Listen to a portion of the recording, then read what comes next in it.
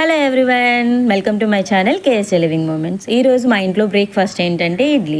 పిల్లలకి నేను చెప్పాను కదా, మన ఏ ఫుడ్లో అయినా సరే నార్మల్గా న్యూట్రిషన్ అనేది ఆటోమేటిక్గా ఉంటుంది. కానీ వాళ్ళకి ఎక్స్ట్రా న్యూట్రిషన్ యాడ్ చేయాలని అనుకున్నప్పుడు ఇటువంటివి చేస్తే బాగుంటుంది. ఇడ్లీలో నేనైతే ఈ కొత్తిమీర, క్యారెట్ ప్రతిసారి చేసినప్పుడు తనకంటూ స్పెసిఫిక్గా వేసేస్తాను. ఇది చాలా హెల్దీ కదా, నార్మల్గా వాళ్ళైతే తినరు.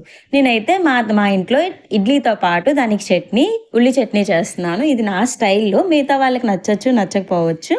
ఇది కూడా చాలా హెల్దీనే. ఎప్పుడో రొటీన్గా పల్లీ చట్నీ లేదా బొంబాయి చట్నీ, శనగపిండి చట్నీ చేసుకుంటాం కదా, నేనైతే కొంచెం ఎప్పుడు చేసేదే కదా అని చెప్పి ఈరోజు ఉల్లి చట్నీ చేస్తున్నాను. మోస్ట్లీ అవే చేస్తూ ఉంటాను. టైం కుదిరితే కనుక ఉల్లి చట్నీ చేస్తాను. వేడివేడిగా ఇడ్లీ అయితే రెడీ అయిపోయింది. మీరు కూడా ఇలా ట్రై చేసేయండి. పిల్లలకి పెట్టేటప్పుడు కొంచెం ఎక్కువ న్యూట్రిషన్ ఇస్తే వాళ్ళకి ఇంకొంచెం స్ట్రాంగ్గా తయారవుతారు. నార్మల్గా ఏంటంటే వీళ్ళు కొత్తిమీర కానీ క్యారెట్ కానీ అంతగా తినడానికి ఇష్టపడరు కదా. ఎలా అయితే అందులో చాలా స్మూత్గా అది మిక్స్ అయిపోయింది. చట్నీతో ఇలా పెట్టేటప్పుడు వాళ్ళైతే ఈజీగా తినడానికి బాగుంటుంది. జియా అయితే దీన్ని ఎంజాయ్ చేస్తుంది కూడా. ఎప్పుడు కూడా తినని చెప్పలేదు. సో మోస్ట్లీ నేను ఎప్పుడు ఇడ్లీ చేసినా ఇలానే చేస్తాను.